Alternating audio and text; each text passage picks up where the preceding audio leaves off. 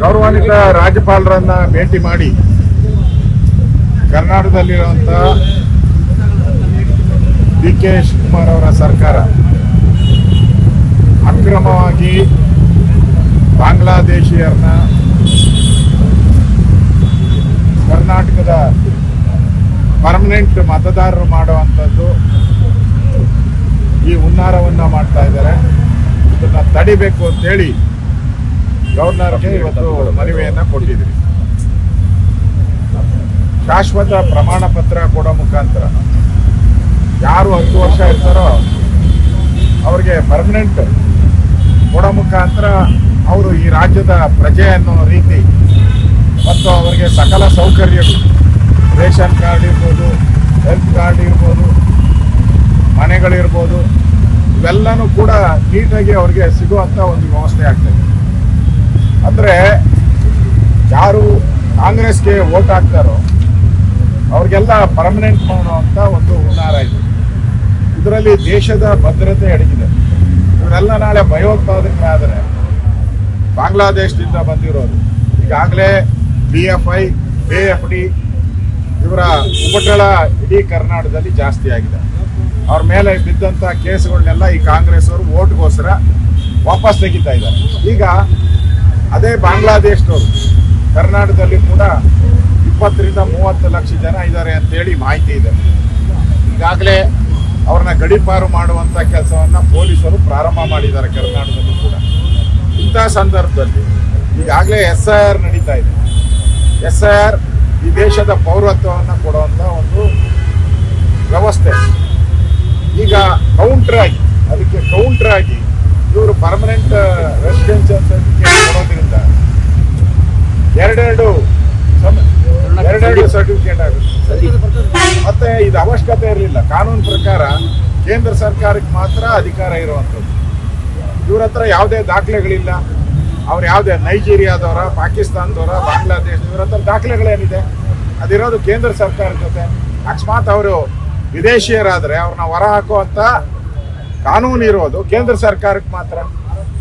ಅಂಥದ್ರಲ್ಲಿ ಇವ್ರಿಗೆ ಹೊರ ಹಾಕೋಕ್ಕೆ ಕಾನೂನಲ್ಲಿ ಇವ್ರಿಗೆ ಅಧಿಕಾರನೂ ಇಲ್ಲ. ಮತ್ತು ಅವ್ರನ್ನ ಒಳಗಡೆ ಬಿಟ್ಕೊಂಡು ಅವ್ರಿಗೆ ಸರ್ಟಿಫಿಕೇಟ್ ಅಧಿಕಾರನೂ ಇಲ್ಲ. ಆದರೆ ವೋಟ್ಗೋಸ್ಕರ ಮುಂದೆ ಬರುವಂಥ ಚುನಾವಣೆಗೆ GBA ಚುನಾವಣೆ ಇರ್ಬೋದು, ಜಿಲ್ಲಾ ಪಂಚಾಯತಿ ಇರ್ಬೋದು, MLA ಇರ್ಬೋದು, ಇದಕ್ಕೆಲ್ಲ ಇವ್ರಿಗೆ ಪರ್ಮನೆಂಟ್ ಆಗಿ ಕಾಂಗ್ರೆಸ್ಗೆ ವೋಟ್ ಹಾಕೋರಿಗೆ ಪರ್ಮನೆಂಟ್ ಸರ್ಟಿಫಿಕೇಟ್ ಕೊಡ್ತಾ ಇದ್ದಾರೆ. ಇದು ಅಕ್ರಮ.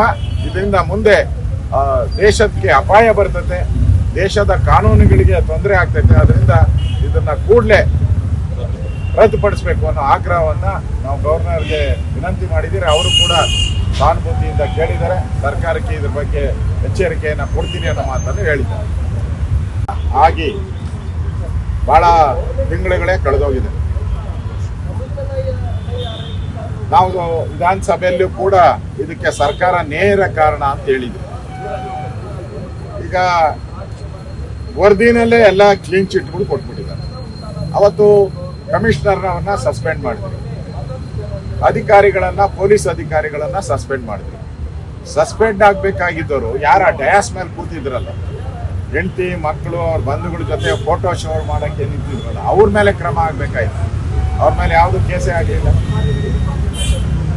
ಅಧಿಕಾರಿಗಳ ಮೇಲೆ ಕೇಸ್ ಮಾಡಿದ್ವಿ.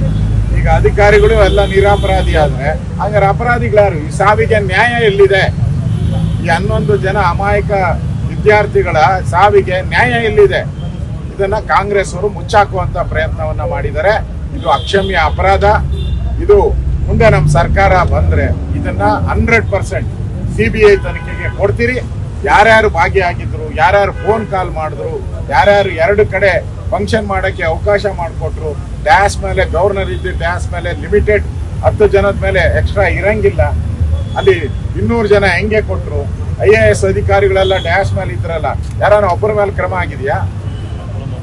ಮೊಮ್ಮಕ್ಕಳು ಅದು ಡ್ಯಾಶ್ ಮೇಲೆ ಮಕ್ಕಳು ಮೊಮ್ಮಕ್ಕಳು ಎಲ್ಲ ಬಂದು ನಿಂತಿದ್ರಲ್ಲ, ಅವ್ರಿಗೇನು ಪ್ರೋಟೋಕಾಲ್ ಇದೆಯಾ? ಪ್ರೋಟೋಕಾಲ್ ಇಲ್ಲದೆ ಬಂದಿದ್ದವ್ರಿಗೆ ಏನು ಕ್ರಮ ಇಲ್ಲ. ಪೊಲೀಸರ ಮೇಲೆ ಕ್ರಮ ಆಗಿ ಇವಾಗ ಕಣ್ಣೊರೆಸತ್ತೆ ಮಾಡಿ ಅವ್ರ ಮೇಲೂ ವಾಪಸ್ ತೆಗೆದಿದ್ದೀರ. ಅಂದ್ರೆ ಈ 11 ಜನ ಸಾವು ಆಯ್ತಲ್ಲ, ಕಾರಣನೇ ಇಲ್ಲ, ಯಾರು ಕಾರಣ ಅಲ್ಲ ಅಂತ ಸರ್ಕಾರ ಹೇಳಕ್ಕೆ ಹೊರಟಿದೆ. ಇದು ನಾಡಿನ ಜನತೆಗೆ, ಅದರಲ್ಲೂ ಯುವ ಜನತೆಗೆ ಮಾಡಿದಂತ ದ್ರೋಹ. ಇದು ಕಾಂಗ್ರೆಸ್ ಅವರ ದ್ರೋಹ. ಇದನ್ನ ರಾಜ್ಯದ ಜನ ಯಾವುದೇ ಕಾರಣಕ್ಕೂ ಕ್ಷಮಿಸಲ್ಲ.